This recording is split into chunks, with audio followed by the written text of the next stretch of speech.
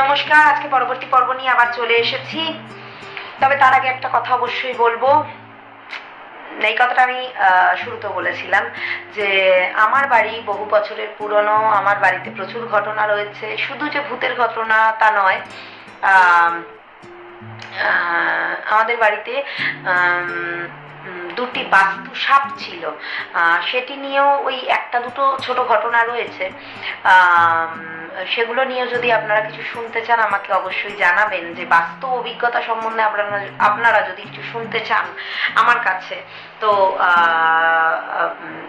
সেটা অবশ্যই আমি এক্সাইটমেন্টের সাথে আপনাদেরকে বলবো। কারণ রয়েছে আমার যেহেতু একটু মানে বহু বছরের পুরনো, মানে বুঝতেই পারছেন যে কিছু ঐতিহাসিক ব্যাকগ্রাউন্ড তো রয়েছে। আমার নিজস্ব, আমার লেখালেখির সাথেও যুক্ত। মানে আমি আমার বংশ পরম্পরায় একটা রিলেশনও রয়েছে লেখকের সাথে। তো আমি ডিজিটাল প্ল্যাটফর্মে সেটা বলতে চাই না, বা সেটা অনেকটা ওই আমি শুধু লেখার বা গল্প পড়ছি বলে এই রিলেট করে কথাটা আপনাদেরকে বললাম, কিন্তু আমি নাম নিতে চাইছি না, সেই জন্যই বলি না। যদি ভবিষ্যতে কখনো দরকার পড়ে বলবো, এখন বলছি না। তবে গল্প আপনারা যদি শুনতে চান, বাস্তব অভিজ্ঞতার কথা, তাহলে আমি কিন্তু অবশ্যই বলতে পারি, আপনারা কমেন্টস করে জানাবেন। কারণ আমার নিজের অভিজ্ঞতা হয়েছে, এবং আমার মায়ের আমার থেকে বেশি অভিজ্ঞতা হয়েছে, দেখার একটা অভিজ্ঞতাও হয়েছে, আমার বাবারও অভিজ্ঞতা হয়েছে।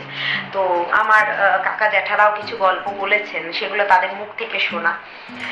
তো সেই গল্পগুলো আমি আপনাদের সাথে শেয়ার করতে পারি। আপনারা যদি শুনতে চান আমাকে অবশ্যই কমেন্টসে জানাবেন। বাকি পর্বটি আজকে পড়ছি। আজকে একটু কম পর্বই পড়বো, কারণ আজকে আমার গলার অবস্থাটা একটু খারাপ। তো আজকে বেশি পড়তে পারবো না, গলাটায় ব্যথা আছে।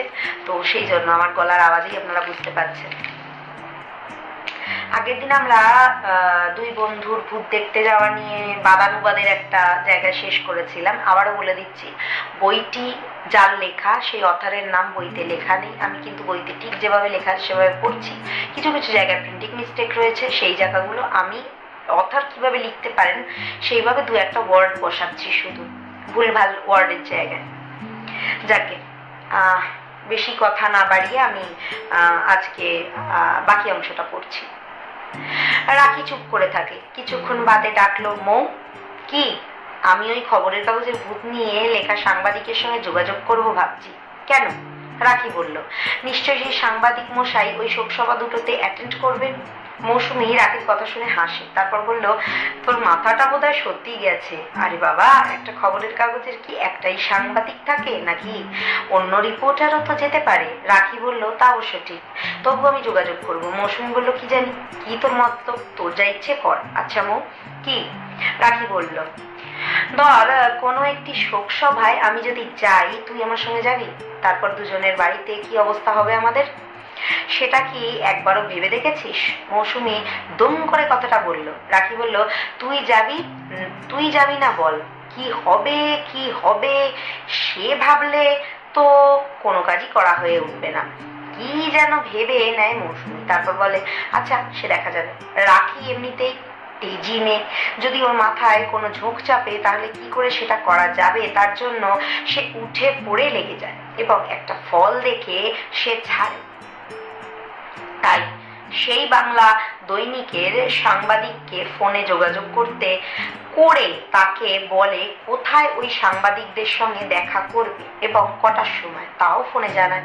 ফোনে এইসব বা এইটুকু যে সাংবাদিককে বলে যে বিষয়টা হলো তাদের এই সংবাদপত্রে পরিবেশিত শোকসভার সম্বন্ধে সে কথা বলতে চায়। রাখির ফোন পেয়ে সাংবাদিক মশাই তো দারুণ বিস্মিত। তিনি ভাবেন, মেয়েটা তো দারুণ সাহসী, নিশ্চয়ই কোনো ব্যাপার আছে, তাই সে তার সঙ্গে দেখা করতে চায়। ফোনের যোগাযোগ অনুসারে রাখি স্কুলের পরে নির্দিষ্ট সময় নির্দিষ্ট জায়গায় চলে আসে। সাংবাদিক মশাই যদিও মিনিট 20 পরে আসেন। রাখি ছিল একা, মৌসুমী আসতে রাজি হয়নি।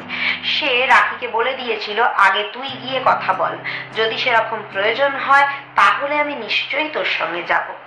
আজকে এই পর্যন্তই পড়লাম, পরের দিন বাকি পর্ব নিয়ে চলে আসবো।